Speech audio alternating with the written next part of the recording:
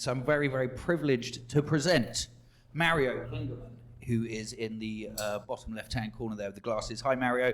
Mario is a German artist known for his work involving neural networks, code, and algorithms. His work, which appears in this show in several places, has also appeared at the Ars Electronica Festival, the Museum of Modern Art in New York, the Metropolitan Art Museum, the Photographers Gallery, the Pompidou Centre, and the British Library.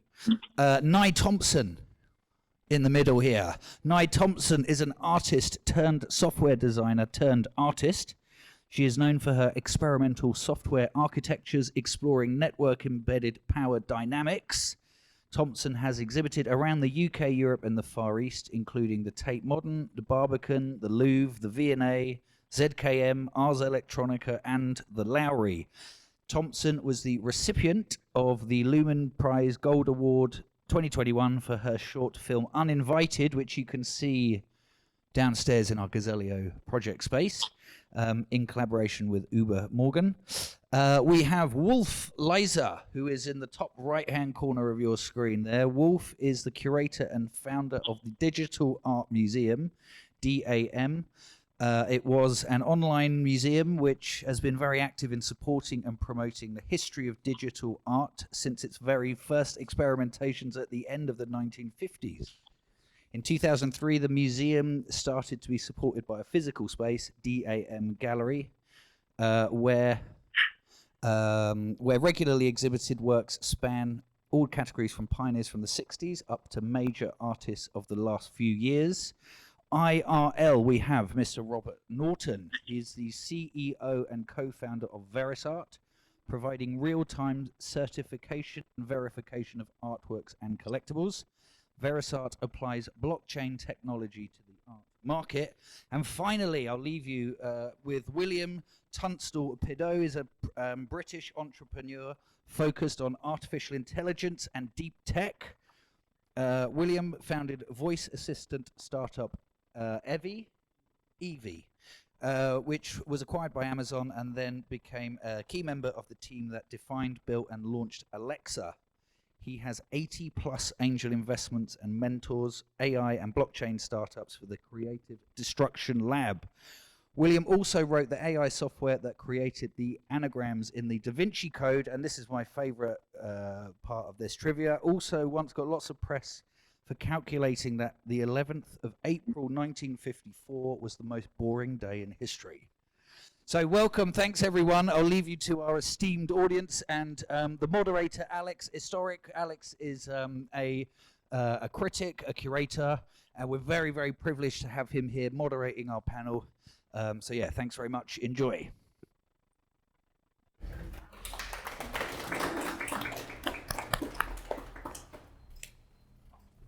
Good evening, everyone. Can I first ask if you can hear me?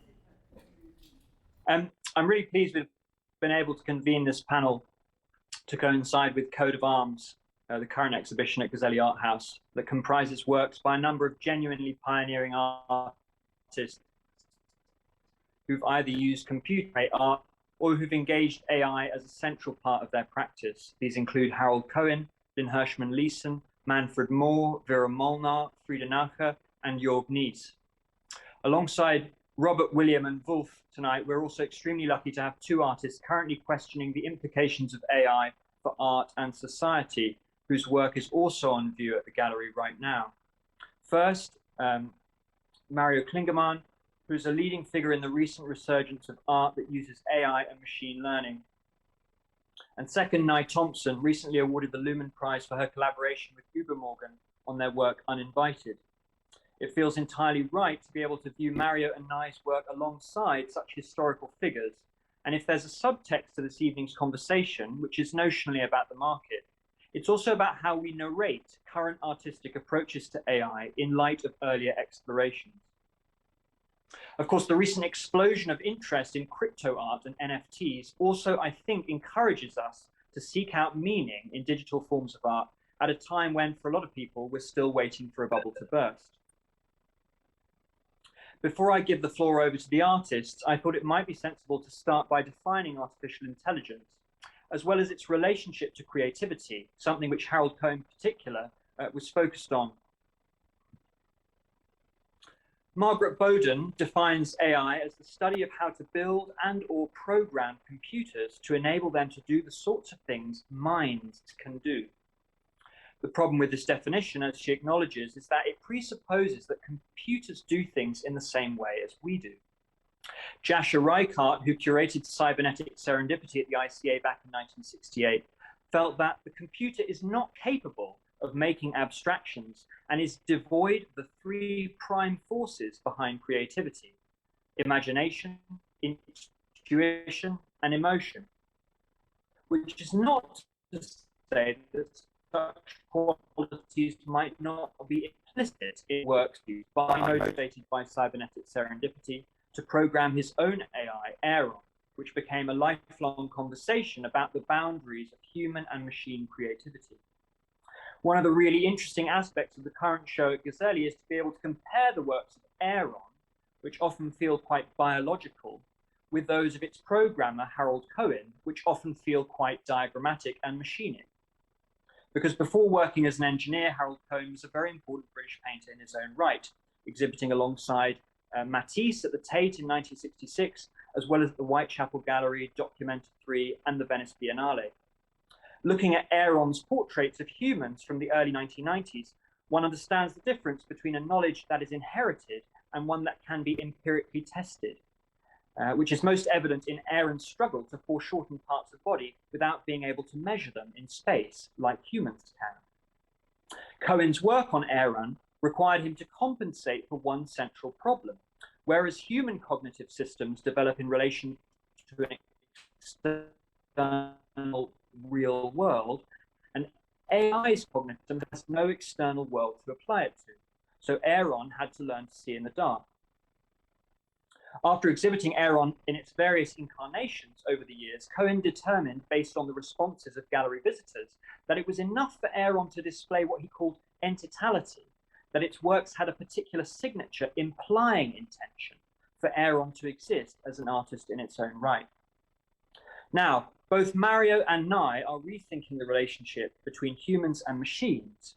And I'd like to start by asking you, Mario, about how you interact with AI and perhaps how you came to develop Botto. I'm also curious what it's like to see your work being displayed alongside that of earlier generations.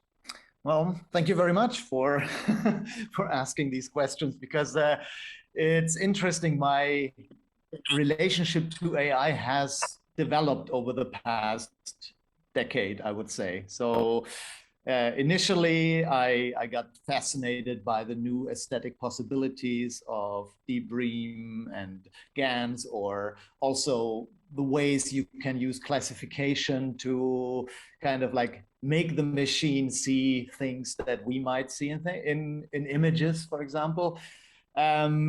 So mainly AI is a tool, but now that it becomes more and more, well, capable and kind of gets closer to an understanding, or like to appearing to have an understanding of deeper layers in what it sees, what it reads, that are definitely resonating with how we, like when we as humans look at a painting or at a photo, of course we have all these associations that go beyond what is seen there. And now with the latest models, this is getting much, well, you start seeing some kind of like, you see that there is deeper understanding, which is highly fascinating. So I'm still at the position where I use AI as a tool, but I also kind of see that it has capabilities, or yeah, it has a lot of potential to be imaginative on its own, actually. I would say that, yeah. So, but yeah, and then of course comes the deeper question, like, what is that, a real imagination, or is it just kind of pretend imagination? But then I say, I don't care, because if I'm talking with a human through the internet, and I also don't know if they look whatever they answer me up from a book, or if that's their own idea. So if it's good enough, like if it convinces me, then I'm happy. So Botto, yeah. because so now there's this one thing about creating first generative art or employing AI in my work, is that it is of course still me who kind of decides what models to use, kind of making certain aesthetic decisions, defining in which area of latent spaces I am searching. I find things interesting, but I have been wondering really all the time if I can also automate that part that I'm still doing and kind of pass that parts which I currently decide onto a machine. And that got me to kind of Botto, which is the idea, or well, it's a project that tries to answer the question, is it possible to create really an autonomous machine artist, which eventually will become really autonomous? Because with the current AI, that is really definitely not the case. And you can do a lot of nice storytelling about how the AI did this all by itself, but in reality, it's still us kind of pulling the strings and making the decision. So one part about autonomy is also kind of the ability of the machine artist to kind of pay for its own rent, to actually be self-sustainable. And that obviously involves the monetary aspect. So the machine has to earn its keep. And of course, this was quite difficult until a few years ago, because you would always have to interface with humans to, I don't know, to get a bank account, to, I don't know, a credit card. But now we have the blockchain and NFTs. So now you can have a DAO, which is a decentralized autonomous organization, which is kind of a smart contract in the blockchain. And once that is deployed, it is like if you allow it to, it is able to make financial transactions, to sell things, like that a piece of code can make these decisions and get money and pass it out, hire people, kind of pay for servers, all these things. So, and that was a very important step in order to allow kind of this AI to have at least the potential to become autonomous, because in reality, the technology is not there yet that you can kind of allow a machine to do all these things, which is why Botto is currently kind of governed by its shareholders. So Botto is not only the AI and the servers and the smart contract, it's also its own currency. So that means there's the Botto coin, and everybody who kind of acquires a certain amount of Botto as the currency is becoming like a part owner, and is then also allowed to make decisions. Or in the case of Botto right now, it helps training the AI. So technically what Botto does is it generates constantly new imagery. And we don't call these artworks yet, we call them fragments. So every day the machine produces about 400 of them. And every week it selects kind of 350 from everything it has produced so far and presents that to its owners, to the audience. And they have then a week to vote which ones they like and which ones they don't like. So they can spend voting points and on images they find more compelling, so it's always like a hot or not thing. They have to say, I want this or rather than that. And in the end of the week, we have a leaderboard where kind of the most voted ones will be revealed. And then people have 24 hours left to kind of do the final decision, which of the 16 finalists will actually be minted. And then as an NFT, and at that point, it will become the artwork, and then it will auction at Super Rare. So, and all this voting information, of course, goes back to Botto, because what Botto currently wants is to please its audience. So I see Botto right now as a kind of a savant. So it has a certain talent to produce interesting images, but it really doesn't know what humans want. And in a way, a bit like the I see it a bit like the realization of Komar and Melamit's project Painting by Numbers. So in the early 90s, they did kind of this like a survey worldwide, what people like in art and what they don't like.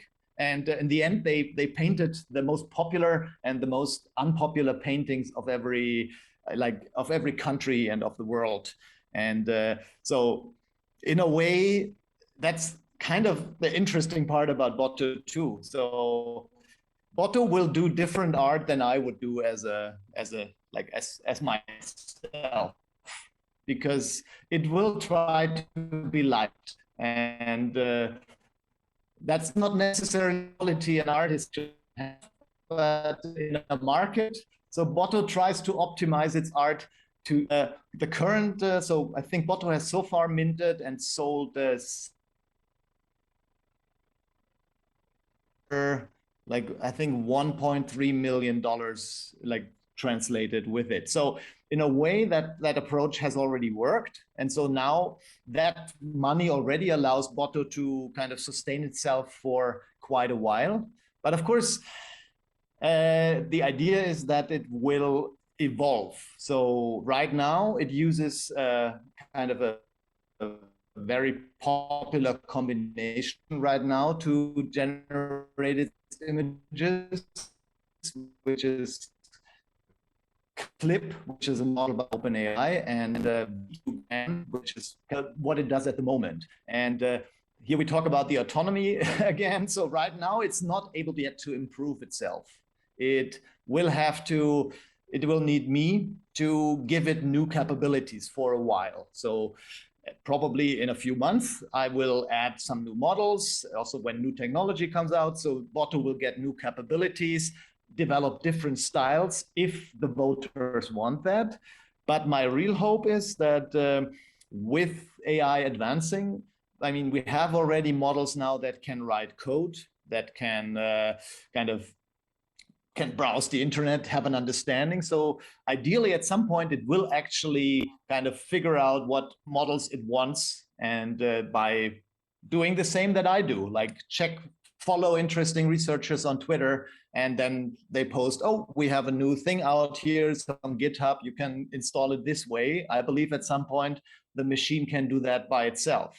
And again, then it will hopefully actually start evolving by itself. And in that point, when the community and the owners trust enough that this works, it will get kind of they have to give away kind of some of their like trust, and then allow Botto to make these decisions. So I guess, I don't know, I hope I answered a few of these questions. I think the one thing I was thinking about was that trying to bridge between you and the artists on show, the earlier artists. And one of the things you've said about GANs is that they generate surprise and serendipity. And I don't know if it was serendipitous that you chose that word, but it seems to me that a lot of what you've just said is really participatory, social, DAO-based art. And I wonder whether you could just, for my benefit, if not everyone else's, somehow explain how you see that within some kind of lineage of artists who've used AI in the past. Oh, yes. Okay, so there is this thing about kind of, let's say, computational art, generative art, is that at this point, like that in a way what I meant before. So all like myself too, we first build a system, right? We have to, like, in order to make generative art, you devise a system, a generative one. You decide kind of the architecture, what it does, which parameters are being used, where you introduce randomness. But then, and by building this system, you create a possibility space. So, and depending on the complexity of your algorithm, that space can be kind of relatively wide or relatively narrow. And by randomizing the parameters, like your algorithm then kind of explores this space. But in a way, this space is limited by the decisions I or well, also the kind of all the pioneers that came before me make for this particular algorithm.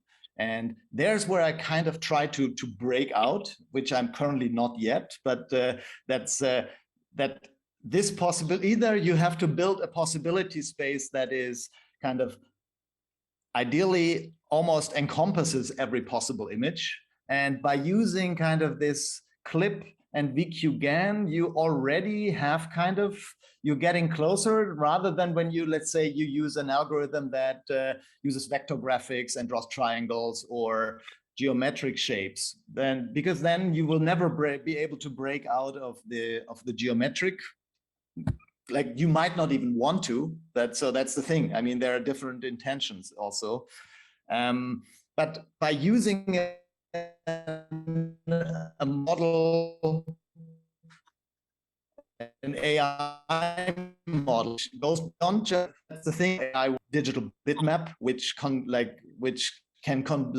pixel is a vector, and you have gazillions of possible images that can come out, but it's way too many. That means the probability that you will get an image, but just by randomness, is zero or very close to zero. So you need an AI to confine the space in which this bitmap can vary. And by so the hope is to find a model that can kind of encompass a huge possibility space. And that's where AI is in a way, and all these GAN models, and in particular these models, like the combination with models that have been trained on the entire internet. So in a way, everything we know, everything that is in our visual dictionary, that this allows it to kind of at least give the illusion that there's almost infinite amount of possibilities and not kind of a narrow kind of selection of what is possible. Did that kind of answer it? Yes, thank you. I'd like to bring Nai in now, if I may. And one of the things I was struck in our correspondence that you were very adamant that you don't see yourself as an AI artist at all. You don't code and you don't train AI systems. But your interest, as I understand it, is about understanding AI as a cultural construct. And I was just thinking when Mario was talking about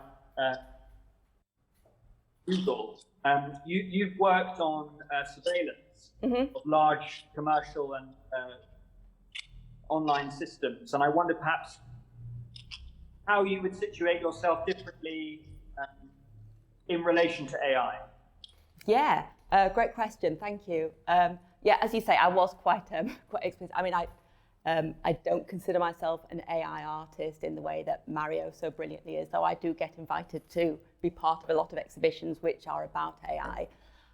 I'm really more interested in the cultural narrative of AI and also in working with the kind of artifacts of AI. But I also, before we kind of say anything else, for me, it would be really, I always like to kind of unpick the idea of AI a little bit. We all talk about it so kind of so clearly, but the way I kind of see it is, I mean, cultures all over the world, for going back millennia, have all had kind of stories about a kind of human-created intelligence. You know, it's almost a kind of universal thing. And this almost becomes like a kind of cultural container waiting to be filled. You know, we kind of all have this, like, you know, there's mythologies, there's stories, there's films, manufactured intelligence. So it's like a kind of cultural container sort of waiting to be filled. And then, you know, so machine learning technologies have come along and they kind of fill this container. But at the same time, this technology, which people understand much less well than they understand the idea of AI that they've seen in films and stories. So the kind of the concept of AI and the technology kind of become blended and conflated in a way that it's not kind of quite clear where one ends and one begins. So the idea of AI as a concept almost pushes almost pushes the kind of concept along, and that sort of ambiguity between what the technology actually does and what our idea of AI is. It's almost like a kind of Trojan horse. It's that sort of ambiguity is a space that can be used to kind of conceal other agendas, political agendas, commercial agendas. So it's I always think it's really important just to kind of think about that, and also the idea of when we talk about AI, because again we're also sort of fed with the sort of films and ideas of AI, that kind of gives AI a kind of notion of agency, which the kind of technologies, as Mario was talking about, sort of his system sort of waiting to be told what to do. But this notion of AI bestows what we call AI with an element of agency in our minds that it doesn't actually have. And again, this is a space which can kind of be abused. It's like, oh, AI took my job, but AI didn't. AI doesn't want your job. People used AI to save money by automating your job. So I just always, I think it's really important to kind of unpick that difference and work out what we're actually talking about. So, yes. You want to say a little bit about what it's like to make work for a machine audience? Yes. So I guess I've sort of got a few slides which really talk about my engagement with AI, and it kind of started from a sort of surveillance background. So I started making work about surveillance. My sort of earliest kind of big project, Backdoored, was really collecting images that I found which had been taken by search bots through unsecured surveillance cameras around the world. And that was my sort of piece of work, Backdoored. Really just, I collected this huge archive of images which I kind of thought about and categorized. But then the thing which became really interesting to me about these images, beyond all the kind of cultural anxieties and broken technology that it represented, was this idea. I mean, it's sort of encapsulated in this image, which is like it's a security camera and it's taken a picture of itself. You can see it's just reflected in the glass. And I've sort of thought a lot about this, what this sort of means. And in a way, it becomes a new creature. You imagine you've got like this sort of the security camera, and it's got kind of, it can kind of see the world. It's really stupid. It doesn't do anything else apart from look.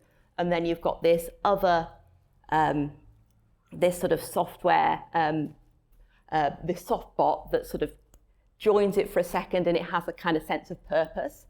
And then just for sort of a few milliseconds, this sort of new being comes into existence, which has kind of vision and purpose. And its time to live is milliseconds.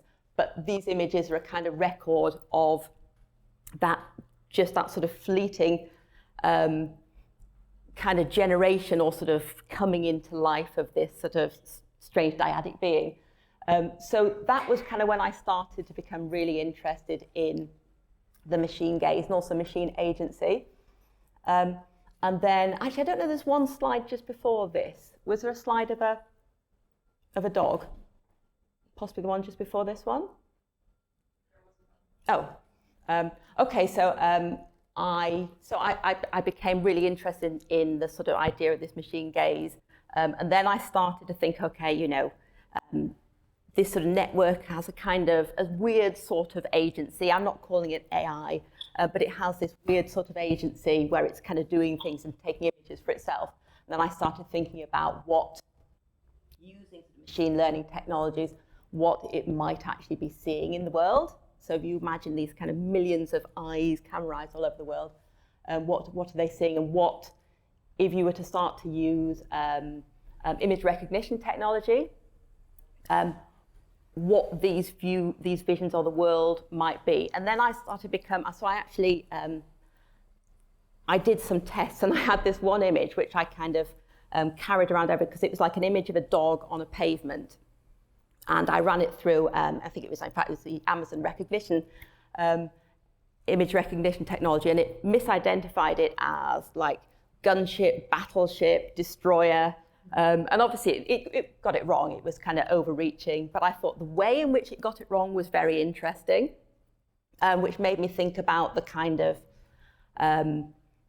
the sort of origin of these kind of technologies, you know, the sort of the governmental military origin of these technologies, and also if we were building machines that can kind of look at and try to identify what's happening in the world, what sort of conceptual landscape are they kind of acquiring? Are they kind of being taught? So I built the Seeker basically, which the narrative was that it is this proto-AI that travels the world, looking through security cameras and trying to identify what it sees. It was based on the Egyptian god of technology, Ptah, who brought the world into being by speaking the names of the things he saw.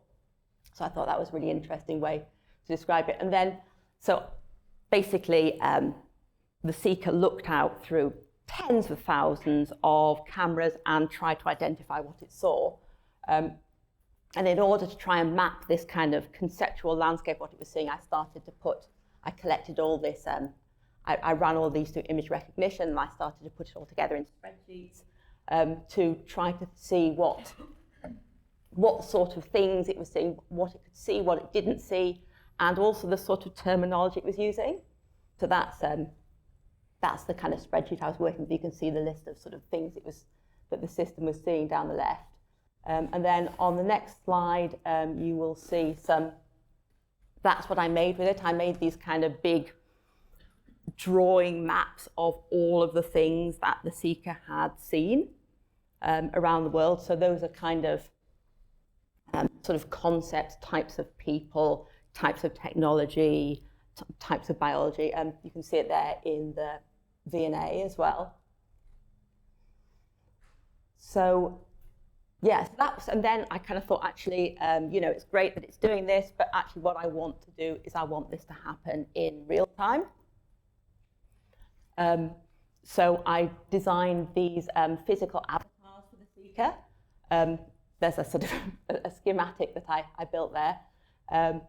And then I worked with some friends to actually put it together. And then I had this idea of machines watching and interpreting images. A lot of the things that the security cameras were looking at were other machines. So this idea of machines that were looking at other machines and interpreting content, and they're doing, they were sort of, it's seemingly on our behalf, but in fact, they kind of had their own agenda. I was just thinking a lot about the machine as audience. So I made this exhibition, Seekerbot, where really the machines were the primary audience, and as humans we could go along and we could join in as well if we wanted, but we weren't the primary audience. And in this installation, there are these two little Seekerbots, which are basically projecting these these images and security cameras, surveillance cameras on the wall. And as each image is projected, then the little bots will look at them and actually try to identify what they can see in them. And in fact, if people stood in front of them and in between them and the images, the bots would also try to identify you. So you used to have people kind of going down to the gallery just to see what the Seeker bots would say about them today. So you become part of the landscape. So that was kind of where I got to when I started Uninvited, that idea of the sort of machine audience and making work for a machine audience. So when we put together Uninvited, myself and Uber Morgan, basically we were working with these sort of surveillance images, but they had this kind of quality of kind of horror film stills. So we thought it would be really great to make a horror film for a machine audience. Sorry, Alex, am I going sort of slightly too... Basically, we were putting these... We built this film out of these security camera images, and we had this idea of a botnet which actually achieves sort of sentience by kind of sheer complexity. So just all of these zombie machines all around the world, and they become sentient in the world, and then they are trying to make sense of their environment and trying to identify what is threat and what is danger and what will help them safely see through. So we actually used a lot of machine learning type technologies to make the film, in terms of we had obviously the images were kind of created by machines in a way in the first place, and then we used a lot of AI text generators to try to expand on the sort of the structure, and we used a lot of AI sort of image enhancement and also image recognition in order to actually sort of build the infrastructure for the film, because we were trying very much to understand what ways that we could look at the world as if we were machines. Have we got time to just play one of the, like a little tiny clip from Uninvited? What do you think, Alex? Go for it. Yeah? Can we just go back a few slides? Oh, right, okay, never mind. Well, it's on downstairs. I was going to ask, I know Übermorgen from the late 90s net art movement, and I just wondered if you got a sense working with Übermorgen, how their thoughts about working with computers had changed over 20 years. That's an interesting question. I mean, I think they are, they're so radical and kind of so punk. They're always looking for the new frontier. And this was one. I mean, now they are very much involved in the sort of NFT space. And in fact, a new project we're doing, we're making our own hybrid installation cryptocurrency. And I think they have that kind of appetite for these sort of new experimental spaces where they can make stuff. Thank you. I'd like to move to Wolf, if I may, and to switch slightly attention towards the question of the market. And I wondered, Wolf, listening to Mario and I speak, how you viewed what they said in relation to your experience of the market for computer art, generative art, and artists working with machine learning. Well, first of all, I don't see myself, but that is probably totally fine. Thank you for the invitation anyway. It's a very interesting conversation. And one of the reasons I started to work with digital art 30 years ago is actually these kind of talks and these kind of discussions, which have so much to do with our times that we are living in these days. What Mario explained really reminded me, and that is really a nice aspect of it, what Harold Cohen told me when I visited him for the first time, because that was his vision. And actually Mario is continuing on this track, of course, on a totally different level, with much more complexity and intelligence and really interesting aspects to it. Harold Cohen dreamt of creating an artificial intelligence already in the 70s. And I think you quoted Margaret Bowden, right? Or something like that. Yeah. She wrote about it. I just found a recent catalog from the 70s of hers, where she wrote about the show of Harold Cohen in Nevada, Museum of Modern Art in Nevada, which already gave a clue which direction it could go or should go. So this dream, Mario, what you're pursuing of a complex system, what we now call GAN or artificial intelligence or whatever, creating art, and we sometimes look into it and say, okay, this is a good one, and this is a bad one, or this is one I like and this is one I don't like. That is actually still a principle the early pioneers applied. And while you were both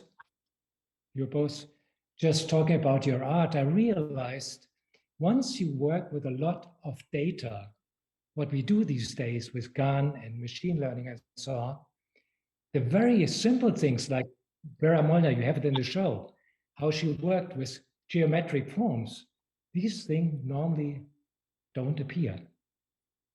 And that has a lot to do with our internet, because once you collect a lot of data and a lot of information from pictures or information in the net, of course, most of it is figurative. And most of it is far away from a geometric form or something like that. So this is, I just realized that I haven't saw this through and what all the different aspects of it are. The other thing, and Mario mentioned that as well, I personally think, and that you can experience with every artist who works with generative art, you create a kind of system. At the beginning, we called it algorithm. Now we call it GAN and so on, because they're much more complex now. But in the end, you hope to discover something you couldn't imagine. Because once you can imagine it, I mean, you know it already. Once you find something new, and that happened with Vera Mona in the 80s, it was just squares she put together, and suddenly she had a constellation. She said, wow, this is exciting, and she pursued it in this direction. What Mario does is a similar aspect, totally different aesthetics, totally different themes, and so on. But you hope to discover something new. The question is where it will finally get us to. I mean, that is really, I can't answer that yet, because this field is so broad now, and there are many different developments. And I personally feel I see a lot of stuff which is very similar because of the tools you use. Even GANs create very often very similar artworks. So I think in the end, it's still the person behind it, like Mario or any other artist, or Manfred Moore, who works with squares for 50 years. Can you imagine? I mean, and I just saw his stuff in the studio in New York, and I couldn't believe it. I saw something which totally excited me, and I thought, I would have never guessed that after all this time, you know? And suddenly it was very essential and so on, based on squares. So, yeah, I think that is, after all, it's the person behind it who will make the difference of great art and something we've seen many times before. Was that enough for an answer to start with? Thank you. William, I'd like to move to you if I may. I'm interested in, first of all, I know that you're very familiar with Harold Cohen and his work and the art of AI, if you like. But I wonder if you could perhaps say something from your experience of commercial functional uses of AI, and how you see, perhaps differently, you see the market for this kind of art up against other markets for AI applications. So I don't think they're in competition at all. I think that's an interesting question. I've never thought about it like that before. So I think it's important to understand that the word artificial intelligence is a very broad term, and it's come. I think part of the reason why we're seeing art that looks very similar is that it's come to mean a very specific technique, a specific type of machine learning, called deep learning. So the GANs is a technique that uses deep learning, but some of the original Harold Cohen stuff didn't use machine learning at all. It was definitely AI. It was programmed. It was very creative. In fact, you know, as you said, I'm a fan of Harold Cohen, and he has had various eras. So the kind of 80s era is the art of his that I like the best. The Harold Cohen Aaron era, and that wasn't that. I mean, GANs hadn't been invented then. You know, deep learning certainly wasn't being used for art. So, sorry, the question was about how it competes. Applications for AI compete with art. I mean, not necessarily how they compete, but how you see them different. Sorry, how they what? Sorry, how they?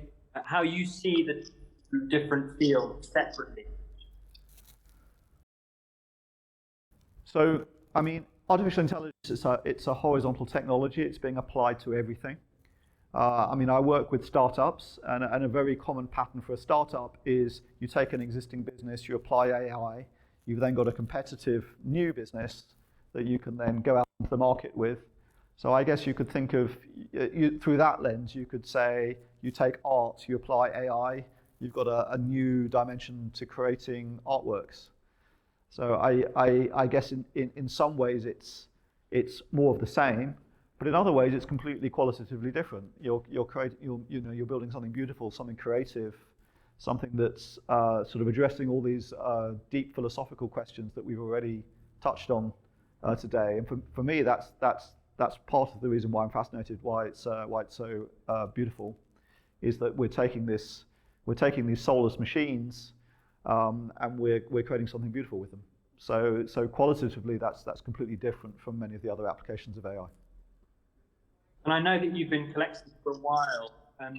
This question could be for either you or Wolf or even Robert, but I want to know, perhaps for the audience's benefit, something quite finite about how the market has changed over time.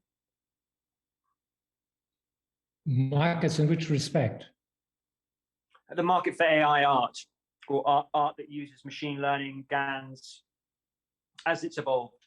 Well, as a topic, it has only really reached the broader audience in the art market in the last, let's say, 7-8 years.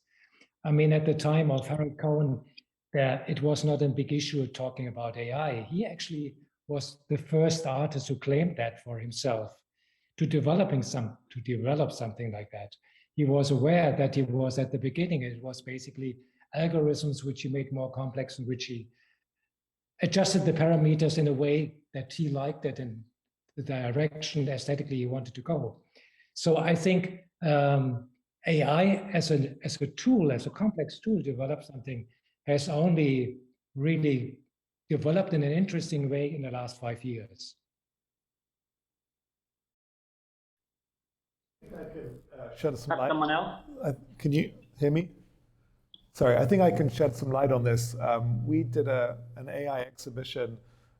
Mario was actually featured in, and Matt Deloriers and Helena Sarin and Sugweg Chen and others at Founders Forum actually in 2019. And back then, all the works that the artists displayed were in physical format, because that was the only way that people really wanted to buy them back then. And I was actually saw Matt Deloriers, who's one of the stars of the art blocks community, which, if you're not familiar with, is really I think you should look at art blocks and PFP communities like CryptoPunks and Bored Apes as two very different applications of artworks or works that have used at some point an algorithm in their creation. And what's so different, I think, is that whereas it's less than 3 years ago, artists that were predominantly using tools were forced largely to sell works in physical format. Today, Mario, for example, has had much greater success than what was a wonderful success with the Sotheby's auction that we certified of your initial first work using AI that's Sotheby's actually auctioned, which was, I think it was 2019 as well, wasn't it? In spring 2019. But, I think that was around $35,000 or so, the sale price. I might be wrong.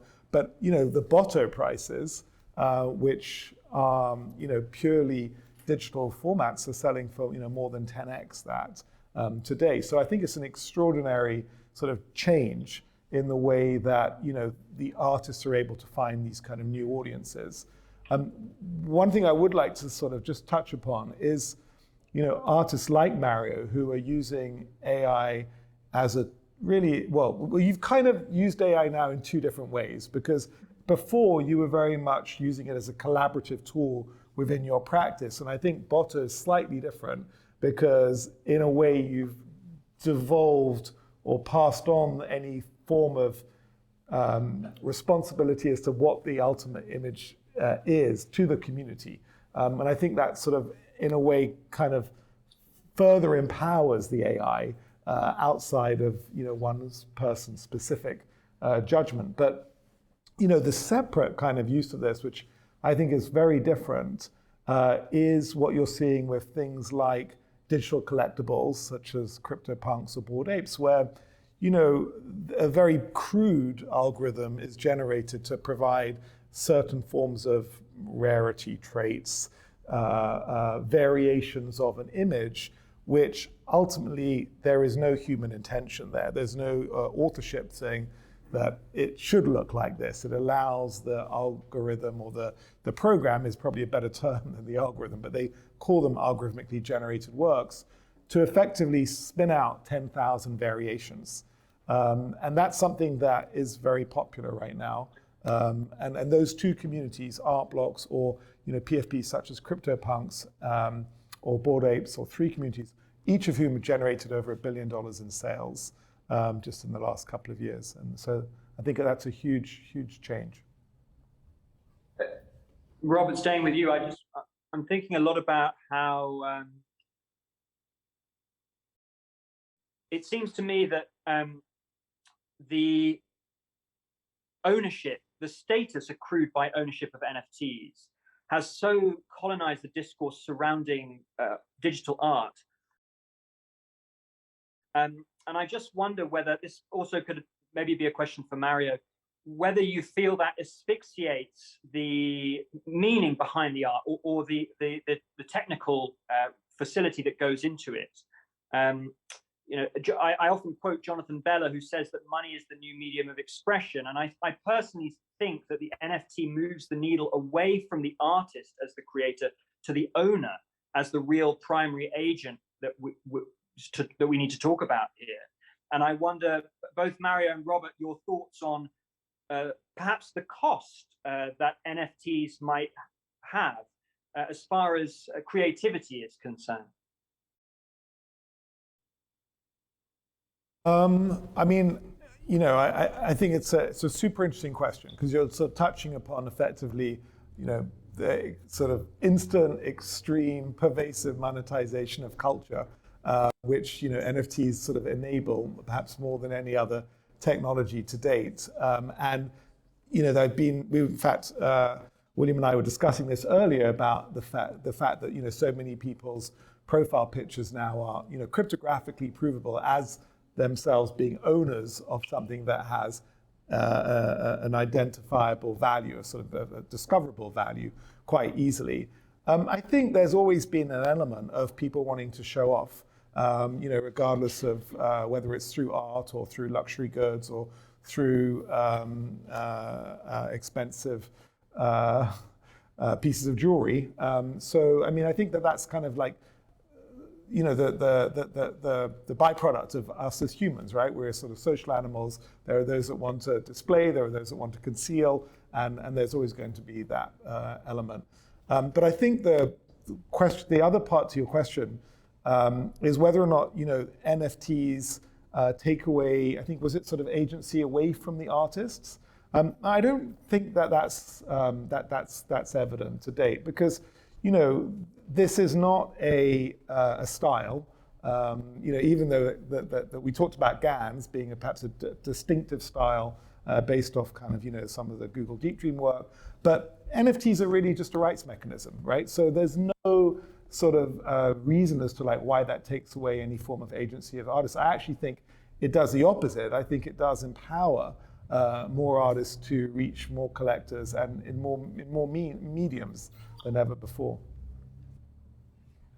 Mario, do you have any feelings about this? I mean, one of the things that I was struck by listening to you talk about Botto was how separate the program is from you, and the way you talk about its operations and so on and so forth. Mm-hmm. I wonder whether, regardless of how well Botto is doing economically, whether you feel that the conversation about machine creativity is one that's being marginalized by the sales that we're seeing at the moment. So, well, I think it's even independent of NFTs. There's always kind of, as an artist, there's the art that you want to make, and there's the art that sells, and that's not necessarily the same. So, I mean,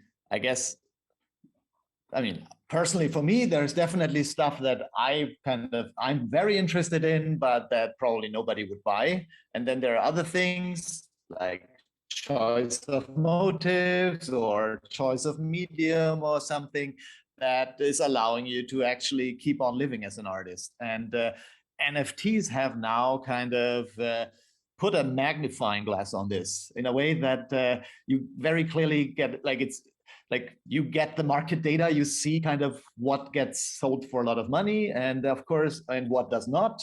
And that, of course, based on like who the initial, let's say, early adopters in this whole crypto scene are, a certain kind of aesthetic, a certain taste is being kind of amplified a lot. And that, of course, creates this feedback loop of people saying, oh, yeah, this is great, so I shouldn't do that too, in order to, like, yeah, to get a part of that cake. And so, like, coming to Botto in a way, that's also so doing this kind of GAN work and AI work.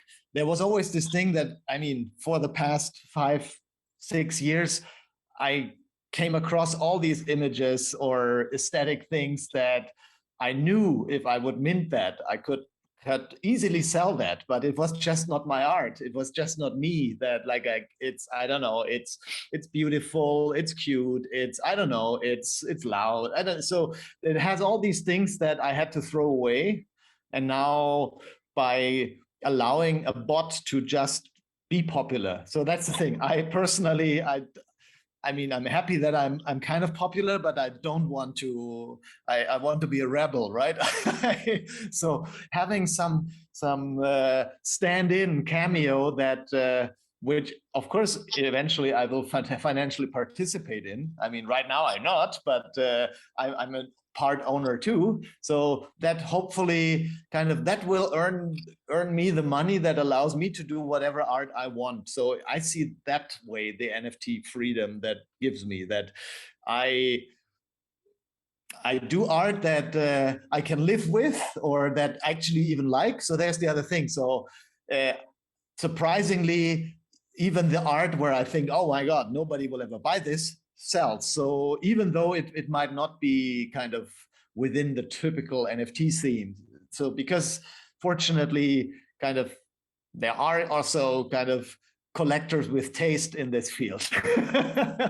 There are not that many, but there are. And so I'm lucky that now, like, this NFT allows me to pursue things that might not even have to do something with NFTs, but that buy me years of freedom to just say, well, I'm actually much more interested in doing this now, but this is something I could never sell. So maybe it comes in a gallery show or so, but it's not something that's really collectible. So, but having this NFT space is a great freedom. And your question was also like if the weight gets more kind of towards the owners, and I think that's up to, yes, I mean, in a way they get a lot of attention too, and that's fine. I mean, in the end, I think as long as it keeps the game playing, that's good. And they also, each owner, each collector becomes also, of course, like if they collect your work, they become they become your marketing department. They help you to spread, like get more attention. So that's fine. But in the end, it's also kind of up to every individual artist if you want to kind of, what's the proper word of, if you want to make art that your collectors like so in a way you make something because you know that collector will buy it. So, and that's, or you make something because you think you have to make it. And so that's a personal decision for everybody who has to do. And so, and it's so many people there. So, and many people, like, there are those who can do this and those, so there's not a single correct way of doing this. It's one of the things we discussed from both Mario and Robert is the argument that the NFTs liberates artists, and it has a practical effect on the day-to-day lives of a generation of what were really previously precarious workers. I have to say I'm skeptical about that, only because I see these new marketplaces and I see new forms of gatekeeping that break the flow. And I wonder, just thinking, want to bring in Nye or William here about your thoughts on where the market goes next, regardless of whether it's birth or not. If I may just, one of the things that is really exciting for me about NFTs, beyond that simple selling function, is the way that it allows the kind of development of entirely new kind of economic paradigms, but also new ways of defining the relationship between the artist and the community or the consumer of the work. So you can actually have entirely new ways of making work for an audience and engaging with that audience, and ways that audience is then becomes part of the work. And things like, the ability to kind of have define your own custom contract so that you can control what happens to your artwork once it goes out into the world, and then, what the conditions are when it sort of moves through the world and the way it's resold. But I think those kind of, these kind of new dynamics between artist, artwork, and buyer or audience, it feels like it's really all up for grabs at the moment, and that's just a tremendously exciting space to be in, and just a tremendously exciting time. And I think again that is something which is massively attractive to a lot of artists, beyond simply that, oh my God, it's so amazing to actually earn some money. So, the question was direction, long-term directions for AI art. That was the question? So obviously I'm making a guess like anybody else, but I think one of the things that applies to AI across the board is that it's been accelerating and improving, and it's accelerating faster than other improvements in technology. So I think it'd be reasonable to assume that the kind of art that's being generated using machines, using machine intelligence, will continue to improve. So potentially one direction is that the art will get better. It will evolve and be more interesting, more inspiring, more beautiful. So maybe it'll become much more mainstream as well. And the other, we've talked a lot about artists using AI. The presentation about Boto earlier was almost the AI having an identity. So AI having the brand that would otherwise be associated with the artist. So with Harold Cohen, it was very much Harold Cohen still as the artist. With Aaron, there was a separate identity that came along partway through his career, but it was still he was the artist. He's the one that's cited in the V&A as the artist. He used Aaron to do it, but it isn't Aaron the artist.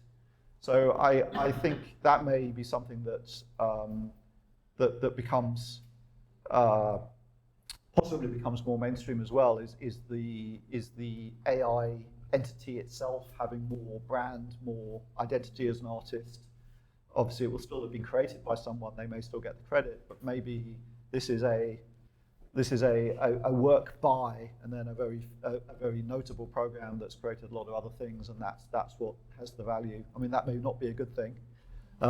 Some artists may not think that's a good trend, but that may indeed be something that happens and becomes more common.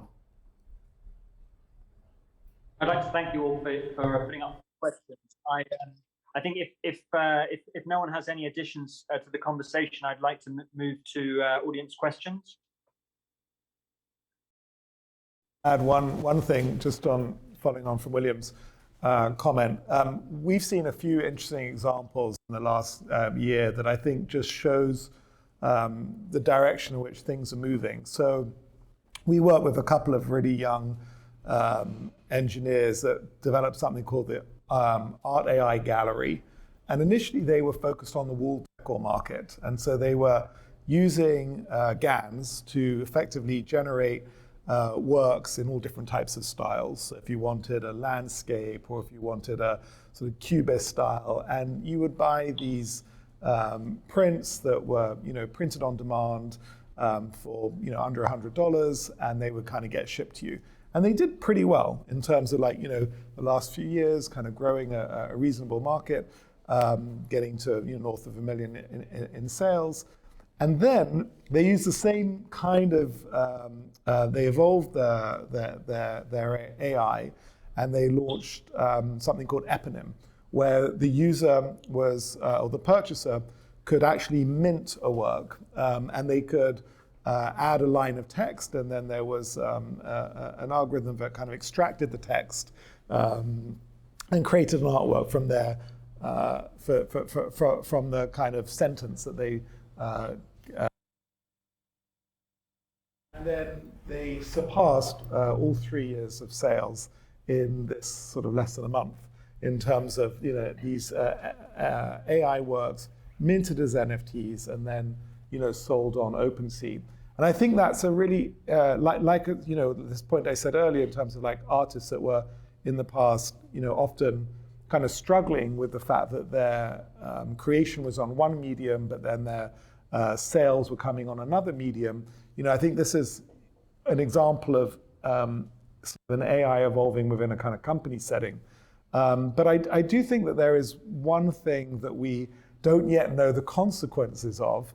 And as much as I think Bodo is an incredible project, I think that framing it as a project is quite important, because we don't know the unintended consequences of having curation monetizable, and the fact that there are different ways that you can create that don't necessarily involve a DAO or involve a social token associated to the DAO.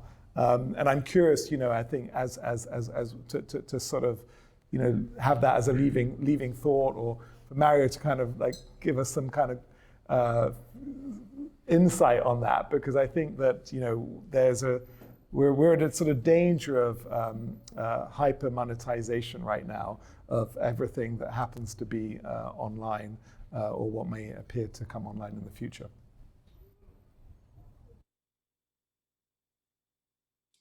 Should I? Well, so with the AI becoming so ubiquitous and everybody getting access to it, and really everybody's an artist now. That's kind of like Boyce was right. But of course, the problem is that when everybody's an artist, nobody will be able to make money with that anymore, because you can do it yourself, or there's just too much and it's not interesting anymore. And so in a way, Boto is my answer to this, because by outsourcing this kind of almost mechanical creative work, or, well, I call it maybe like data mining in art space, where you still try to find kind of you still try to find something in there which still sells, like even though there is already kind of millions of other similar looking pieces out there. Well, if the AI like sells better than you, but the AI doesn't need that much money to run. So that's why kind of by becoming a shareholder in the AI, you profit. So that's kind of your universal basic income when the AI puts the artist out of a job. That's kind of the utopia that where we always stay, right? Like we let the robots do it, but then and that's where it has to have the DAO. So it's not in my personal hands. So it's not kind of I who run the army of bots and cashes in, but it's actually kind of everybody can be part of it, and ideally profit from the creative work of the AI. So that's the dream. I don't know if that works as a final word. I think, can I say something about it? About this? Hello? Can you hear me? I can hear you. Oh, I was not sure, because it looks like I'm not on, but anyway. We're talking a lot about successful selling art.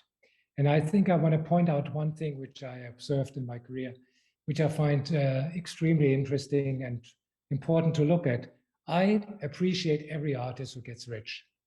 I think they all earn it, and they all have really, basically, how do you say, suffered through a lot before they got there. Yeah, but looking at art, the moment it starts selling, it is, and if you look at masses, I mean, what we experienced in the NFT scene right now, you're selling CryptoPunks. That is not art for me. It has nothing to do with it. It is a collectible, that's fine. And if people are willing to spend loads of money on it, that's fine as well. But it has nothing to do with art, because art, and that's what, and I really appreciate, Mario, your open words about your own position and how you see it on the market and so on. So you are very aware of it, because the stuff which is really having potential culturally or triggering something or changing something in the viewers or the people who experiences, that is really good art. And that is very often art which is not appreciated by a lot. So sorry, that is the story. But we all have to find our ways through all of this. I'm Vikram. Mario made a very good point that this kind of freedom has allowed quite a lot of people to become artists. And I started my career as a photographer, and now I see that everybody is a photographer, because you see photographs in a way that you would have never seen otherwise. But actually, what I've been thinking last few minutes is that, like jazz, Indian classical music has a lot of freedom within slight confined space, and whether artificial intelligence will work much better with music than even painting. So what do you think of that? So, so I've met some people that are trying to create music with artificial intelligence, and it's certainly progressing, but it's definitely not as good as the best musicians at the moment. I mean, you can make your own views about visual art. So yes, it's being tried. I've seen some of the recent intents around that, but it's harder. It's a harder problem. So this is what actually I was mentioning,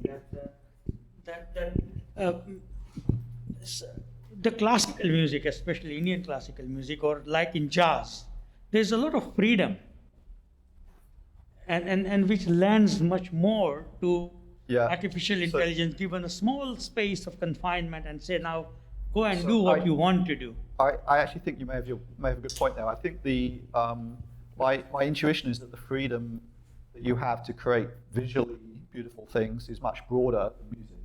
The music, obviously there's a lot of freedom in music, but there's an awful lot of things that don't sound pleasant when you make sounds. And actually there's a lot more rules to what needs to be generated to make something that stirs the emotions with music than there is potentially visually. That's a really interesting question. But it's definitely harder, I think. But there's a lot of progress on it. I see your point. There's a lot of progress. And there's some very interesting music that's been generated by machines, but not things that would make huge amounts of money. There was a good exhibition, I think, about 12 years ago now at Museum of Contemporary Art in Los Angeles called Visual Music.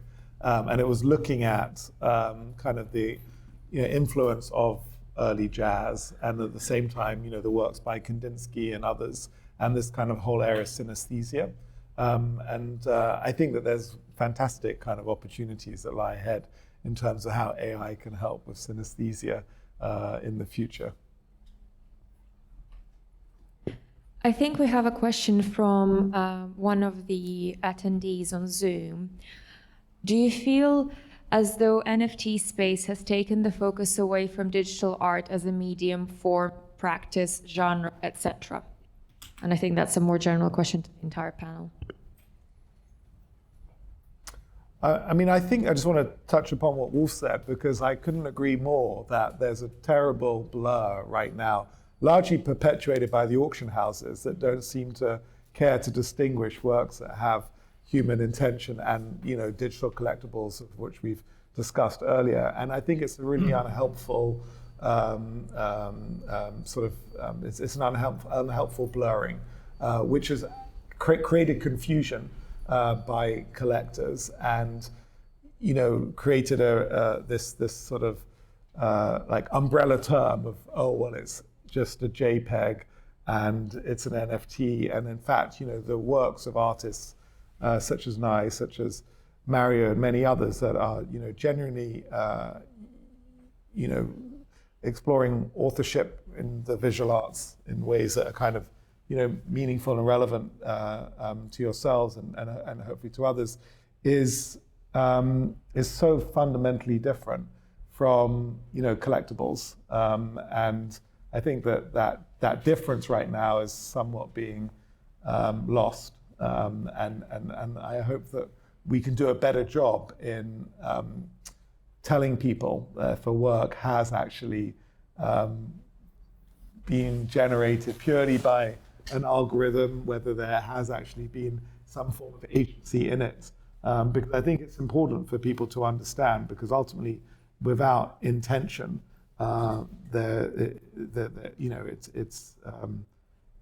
it's hard to really justify it being a work of art. Also say something.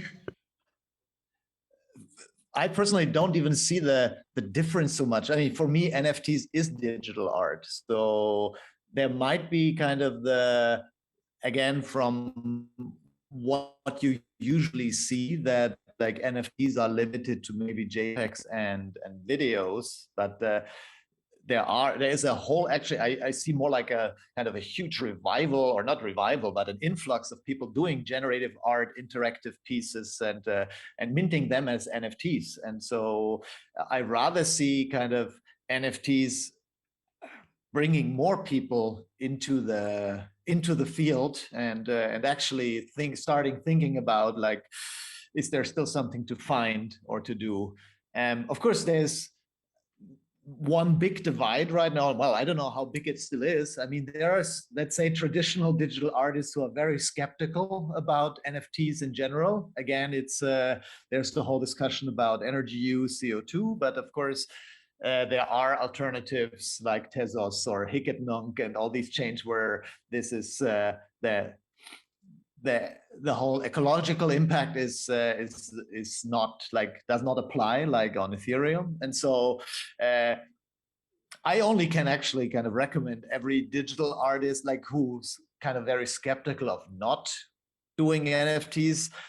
I don't see any good reason not to do it, because except maybe if you are worried about kind of exactly these, let's say, the ugly sides. But there are, like, it's a huge ecosystem, which, and if you look beyond the loud and the flashy stuff, there are entire ecosystems where you can find your community of the other digital artists. The only benefit is that you can actually sell your stuff very easily, or and not kind of be a free content provider like for all social media networks, like the past 15 or 20 years, where kind of it was assumed, well, when you put it online, it's free and everybody says, oh, well, somebody will probably buy something, but nobody ever did. So yeah, I think it's empowering rather than kind of stifling.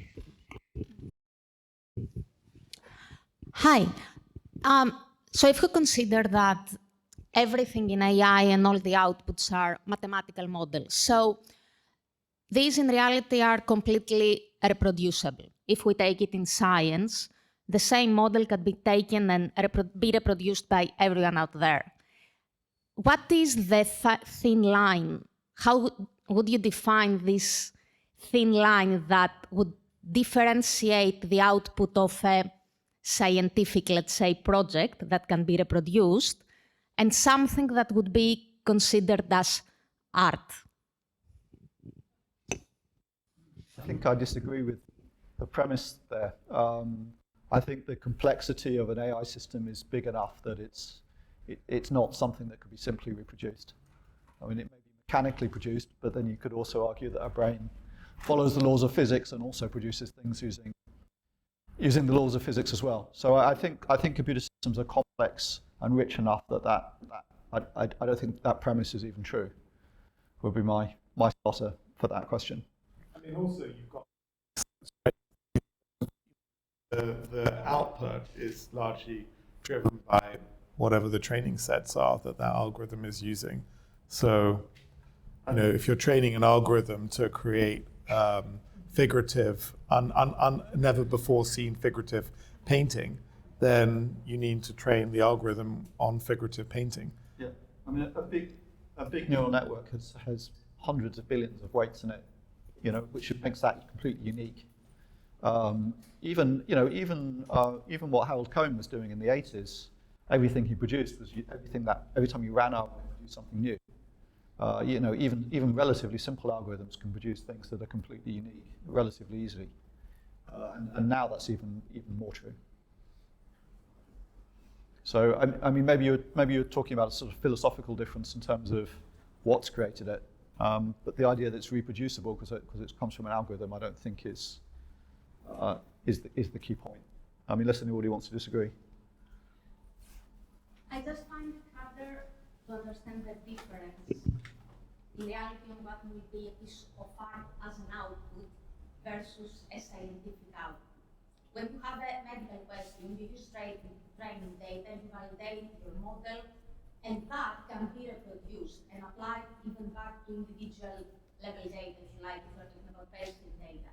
So what is the thin line that will differentiate that when your training data, your validation set, your cross-validation, if we go down that line, set is actually something but data that are art data?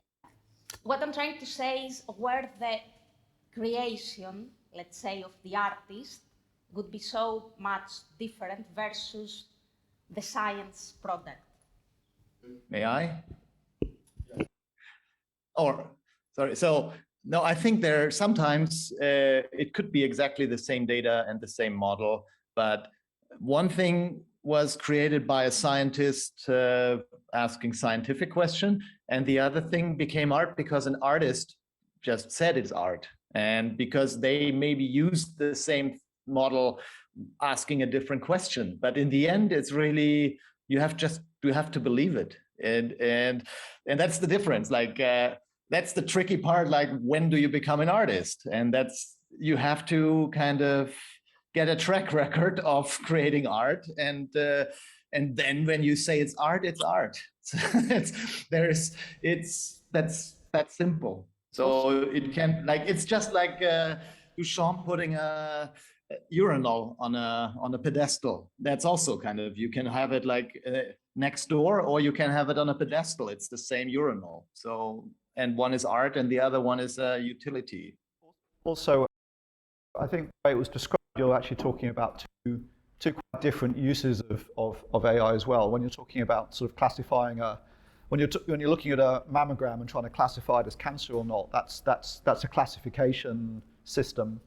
The kind of AI systems that are generating art are generative. They're actually creating something much more complicated than yes, no to cancer. It's something much richer and much more complicated. So it's a similar technology. It's a very, very different thing that's being built. So, yeah, it's a different application. One is beautiful and visual, and the other is as you say, scientific. One of the things that Jascha Reichardt explicitly states at the beginning of her essay in Cybernetic Serendipity was that every single one of the artists, quote unquote artists, were engineers. She had to go looking for engineers who were experimenting with the artistic potentialities of computer development. So from the very beginning of this conversation, there is a kind of elision of the two, to the point where if you take Michael Knoll, for example, studying Mondrian is a very good example of an engineer analyzing, I suppose, the fundamental geometrical makeup of a high modernist work. And I personally, one of the things that I find interesting about autoglyphs, which is one of the current generation of very popular and very valuable NFTs, is that they really fit within a lineage of Michael Knoll and Mondrian. So I think there is a kind of, we have come to a point where this conversation about the borderline between science and art has almost been made, I don't want to say irrelevant, but I think it's almost a red herring when we're talking about the art on show right now.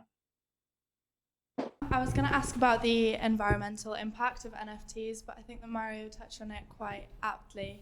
I was just wondering if, as artists, it's justifiable to say that we're going to make money through the production of NFTs and by using programs such as Botto, so that you can create more meaningful art that you don't think is less easily commercialized or used for profits. I just find it hard to believe that NFTs are sustainable, and I was just wondering how you would defend the use of them. Should I or? You can go. I'm happy to chime in as well, but go ahead. No, I agree that be careful. Sorry, the echo is distracting. So you definitely entering this field now should make, like, you can't deny that you are not having an impact if you choose the wrong chain. So, and that's tricky to do, but then. Yeah, and there is no excuse actually. So you can just excuse yourself that any art that you create or like striving to have big shows or something will have some impact, and shipping around prints or making your living as printing t-shirts has also an impact. And so I guess in the end, like, the question is like, does your art make the world kind of like make more people happy, or make like raise interesting questions, and is that worth the kind of the impact you have, or should you stop making art? I don't know. I don't have an answer. I just think that like I was looking for alternatives, and actually I must admit that Botto is on Ethereum, because kind of like for long reasons that like when development started there, the alternatives were not there yet. And now like it's hard to immediately do a switch. So I have kind of actually like bad feelings about this and try to change that. But well, so that's tricky to do. But now I made the conscious decision to mostly kind of mint all my personal work on a responsible chain, like on Tezos, and actually by doing that, actually taking like making less money, because the big money is still on Ethereum, and it takes a while to get everybody over to the other side. So right now, if you haven't entered the space yet, yes, so you should probably enter it with a proof of stake chain rather than a proof of work chain. But then when you do that, and you are comfortable in using other computer technology like social media or YouTube or other things, then that's kind of has the same impact. So that's, yeah, I guess that's so my advice. Yeah, I would agree. There's plenty of choice out there. When we were doing the sort of 10 by 10 sale auction NFTs with artists like Shepard Fairey and Random International, Universal, everything earlier this year, many of these artists had genuine concerns, and like we all do, about the environmental impact of certain chains such as Ethereum and Bitcoin that are secure bizarrely because they're proof of work. So on the one, and that's one of the reasons why they've attracted so much, amassed so much value, is because they're very secure chains for people to trade cryptocurrencies on, and on the basis of that, what other things can you do with that underlying tech? And so Mario's absolutely right that in fact, if you look at the sales, early sales by the auction houses, they were insistent that the NFTs were on Ethereum because that's what their collectors wanted. And so, as an artist now, you've got many choices coming into the market, but I also think that the challenge of the environment isn't purely addressed by a choice of chain. It's going to be addressed by how much you care about the environment, and you put that forward, or we put that forward in our daily actions. That's a great point. At the end of the day, NFTs, as the name suggests, are tokens. So sometimes I think, aren't we losing the perspective that we don't talk about the art that it actually represents? and still talk about just the tokens as if they themselves are very important, which they aren't. They represent something, and if that something isn't that important or good or variety of different criteria that you can put into that, are we losing what they say, the forest for the woods or whatever it is, that we have placed too much importance on the word NFT, and it's just exciting and very sexy to talk about that rather than what it actually represents, and then discuss that and value that as much. I think yes, you're absolutely right. And it's funny because so often, particularly now this year, where the majority of the people in the world started the year not ever having heard the term NFT, and probably the majority of people in the Western world that have read the newspapers sufficiently enough or watched television sufficiently enough now do know what the term NFT is. I think it just entered some of the kind of dictionaries, like the Collins Dictionary and others, as like word of the year. So we're living in a world that has almost kind of 100% media awareness, but in terms of actual participation, number of NFT linked wallets is anywhere between 400,000 and 2 million. And number of people with high-speed broadband internet connections, 4 billion. So we're sort of talking about 0.0001% of actual participation currently. Certainly, everybody can agree it's less than 1%, less than 0.5% at most. And so, undoubtedly, when you've got this new tech that's just really on the market, and artists like Mario and others are using it, it's becomes quite divisive because almost everybody has an opinion on it. But the reality is that very few people, are actually engaged with it.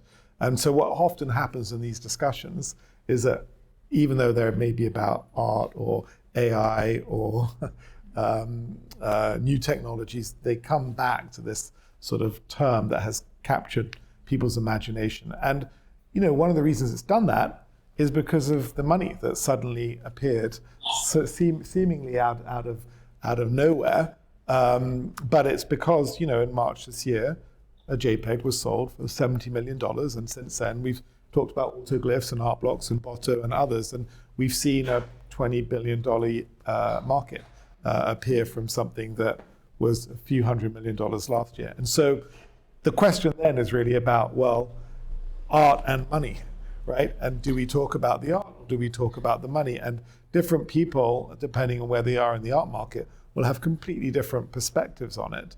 And so what's happened now is that because everything has a transparent value online, is that actually the price or the transaction almost comes first.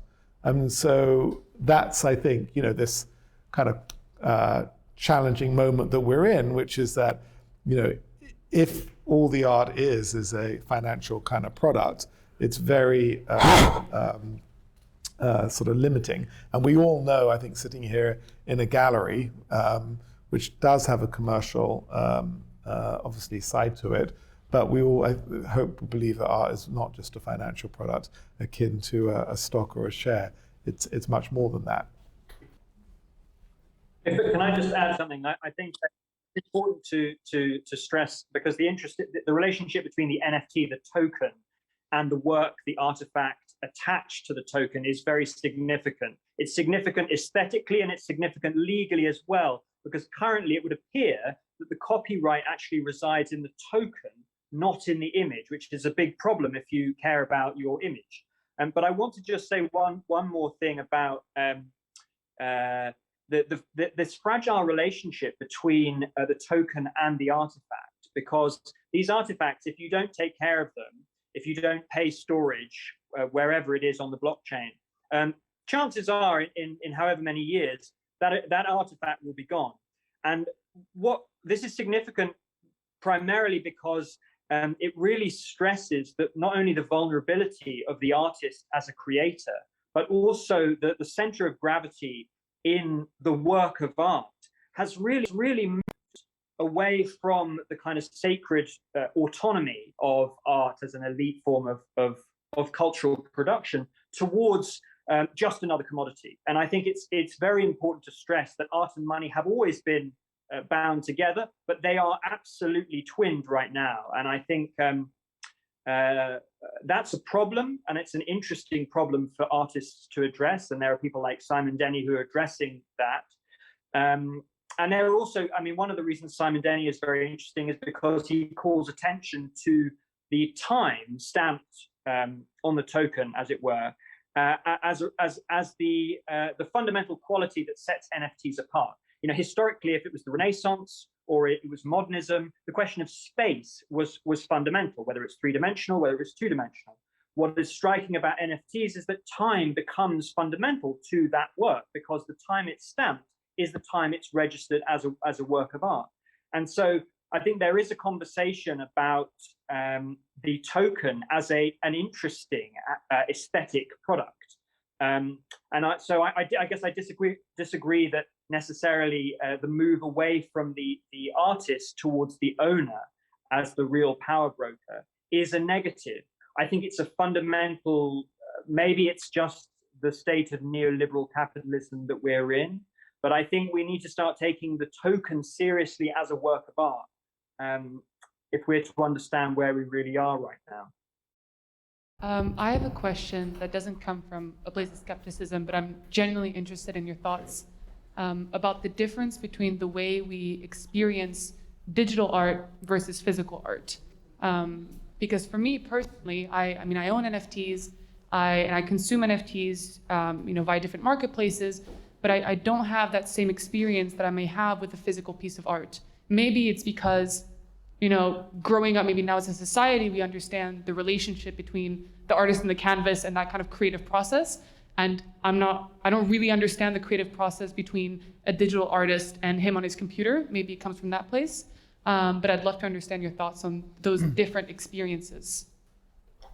So, I mean, I have some thoughts as an individual, which are maybe not the opinion you'd expect from me, but I actually agree there's a big difference. I value the physical art I have, and I don't understand, as an individual, the value of owning a digital piece of art. I understand the beauty of it, but I don't feel that sense of ownership and sort of monetary value from something that's purely digital, which is a very strange thing to say from somebody who's a computer scientist and an AI person, but that is actually how I feel as an individual collector. So, but I know Robert's got strong opinions on this as well. So, well, I mean, just because I don't know if you're familiar with a site called Sedition Art that was started by me in 2010, and it was pre kind of crypto. Still exists. It's a place to buy digital limited editions, and we had everybody from, and still are on there, Bill Viola and Jenny Holzer, Damien Hirst, Tracy Emin, Matt Collishaw, and many others. And after sort of 3 years, we just, we're not seeing the sort of take-up. The take-up that's different between then and now is that now we have a new wealth generation that is comfortable trading cryptocurrency and has become very wealthy on the back of, sort of fungible tokens. And as a result, the mechanism for, buying NFTs that relate to collectibles or art is no real different than the mechanism for, buying and selling fungible tokens or cryptocurrency. So, that's what's created this new collecting community primarily. And is it being driven by speculation, or is it being driven by a sense of value from the ownership? Right. Well, so I think there's definitely rampant speculation and shilling and people in that community. But just before I come back to that, there's the difference between the digital art experience and the physical art experience is something that I've thought a lot about because when I left Sedition in 2013, there wasn't any evidence that there was a real desire to own digital art in a kind of consumer capacity. And one of the things that I think that is fundamentally different is that digital art lives on a screen, and that screen requires electricity, and therefore there's the ability to turn it on or off, which you just don't do with a painting. So on that sort of very fundamental sort of agency that you have as the owner of the digital art. You have the sort of the choice about where you show it, right? Suddenly I'm looking at a picture of my children or the latest sports results. Now I'm looking at digital arts all on the same screen. And so that's always been a challenge, right? And then so what people did in the past is they were like, created the physical object purely for the sole purpose of displaying that digital artwork. In the case of Bill Viola, you would buy the special screen that Bill Viola kind of gave you because he realized after a while that was the best way for him to sell his work. He didn't start like that. He started selling digital art as VHS cassettes, but this issue of, which is I think really the most important thing, the enforced passage of time, right? And the enforced passage of time of a physical object is paramount. You know, it's much more difficult to come home and decide I'm going to take this painting down off my wall. And because it's just, you probably want another painting to put back up there rather than have an empty space. And so the physicality of an object creates, I think, more typically a longer duration of a passage of time. And it's through almost this sort of, and we could get into a kind of quantum physics discussion, but I think there's a sort of interesting dynamic between the viewed object, the viewer, over time that creates a sense of meaningful value for you as a collector. And it was actually interesting because when we kind of when I left Sedition, one of the people I asked was like, you know, can you give me any examples of, you know, really ascribing value outside of a digital context? And see, I think that one of the issues now is that the digital context is just so much bigger as a result of crypto and Web3 and blockchain on the web and metaverse and what it might be. But, you know, prior to then, yes, people had digital value within digital contexts like game environments. But, you know, if you think about the things that you often value the most, it's not just physicality, but it's also things that have proximity. You know, so if you look at, you know, if you look at early human sort of burial sites, it was their sort of figurines that they kind of had on them, or their sort of jewelry that they were sort of buried with. And I think that, you know, they're not equatable. You know, the way that we value things that are sort of tactile or close to us or in our environment, particularly when it comes to art or authorship, I think is different to, you know, the way we look at things in a digital environment. And I think it's largely to do with time. I think also, I mean, that physicality you're talking about is really interesting aspect. I mean, if you're talking about digital art as a screen-based entity as opposed to other sorts, I mean, yes, if you have a thing on the screen, you are only engaging with it with like two of your senses. You know, you've got your eyes, maybe you've got your ears, maybe you've just got your eyes, but the rest of your senses are not really in any meaningful way engaged in the same way they would be if you're physically in the same space. You can't smell it, you know, you can't touch its textures, you can't do any of those things.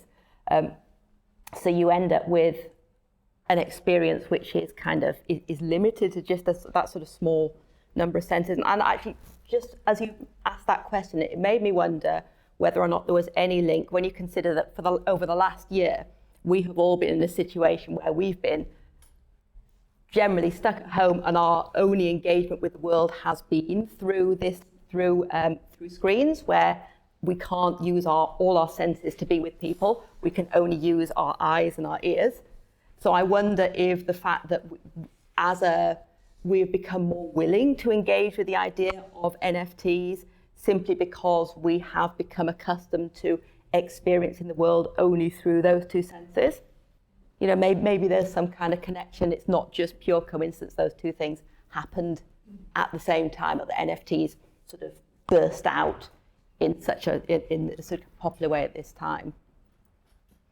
And I think just to respond to that, maybe that's why when you have digital art now, one of the answers to really experience them is through having these grandiose experiences which have, you know, big sound system experiences on massive screens have actually supercharged the two senses that you can actually really experience it with. Yeah, you feel it through your body. You know, in the film downstairs, you've got the sound is pounding and you're feeling the film through your physical body rather than just... I think it's also, I think it's more fundamental than that. I think it's something to do with the way the brain works, that if you're in reality with something, it feels qualitatively completely different from if it's virtual. I mean, you're not smelling the Mona Lisa if you're in the Louvre, but you're smelling the dust and the people, and you might be, but I think it's more than that. I mean, clearly being in the Louvre looking at the Mona Lisa is completely different from seeing the picture that you've seen a million times on the screen. And it's, even though it may be, it's exactly the same, and it's something more human. I think the senses may be how you know that you're there, but I actually think it's something quite fundamentally human that being physically interacting with something is a completely qualitatively different experience than sort of seeing a copy of it or seeing it digitally. Hi everyone, just to follow up on that, do you think that we're so used to consuming digital content that through cinema and through short-term experience, this has been pretty much the biggest exposure we've had to digital media so far. Do you think it's also this idea of not being used to have digital ownership? Like we're so used to something that we own as a physical item, and now we have digital items and they're not just like time-based, they're actually sitting there in our wallets. And it's an actual like social change that has to happen for people to be able to understand that they can now own digital assets, it's digital artwork. Do you see that happening? I mean, if you look at the volume of sales, they're all pretty small price points. So the media is on the high ticket items, but I think 75% of all NFTs are kind of, certainly sort of under $1,000, and I think more than 50% are under $100. So it's actually kind of a $10, $15, $20 price point for a lot of people out there in terms of NFT sales. And I think it comes back to the point I said, which is that, of course, it's less than, a fraction of a percent in terms of like people who actually are owning digital assets as NFTs right now. I think looking at Nike's acquisition yesterday of Artifact, the big brands are coming in. We're going to see more people, considering themselves owners of culture rather than just consumers of culture, and the way that the relationship between the follower and the creator, or the collector and the creator, is going to change, is going to be based around the way we deal with rights ownership. So I think they're going to become a lot more complex than they are now. I think the value, what we've seen to date, is that largely an artwork is made freely available. The collector experience, the viewer experience is no different, other than the fact that one person has the right to trade it or to kind of call themselves the authorized collector of it. And I think that's going to change, because there's ultimately no reason why, the ownership rights won't become much more complex moving forward. And in terms of unlocking an experience or giving you some unique access that the viewer doesn't have, at the moment we don't see that, but we're only in the first couple of years of real application of this, and different chains will enable kind of different experiences as well. So I do think the application of persistent state on the internet, which blockchains enable, will result in like greater rights ownerships of digital assets, of which art will play a part. Just might not have as big a voice today as it has done up to now, largely because I think it's been driven by a lot of speculation and people with vested interests at the exchange level that also happen to have interests at the marketplaces. Exactly. So in some ways, that happens in the traditional art world as well. Yeah. It's a wrap. I've been passed the microphone, and that means this event is over. Thanks ever so much, everyone, for coming out tonight. Really, really appreciate it. That was such a good panel discussion. There's a lot of things to think about. We will be showing the link on our website, so you can catch up with it later and go through some of the things that were discussed. Thank you so much to everyone that took part. We're really, really grateful. Alex for moderating, fantastic, and everyone, in fact, that was on the panel. We're really appreciative of that. Thanks for your time.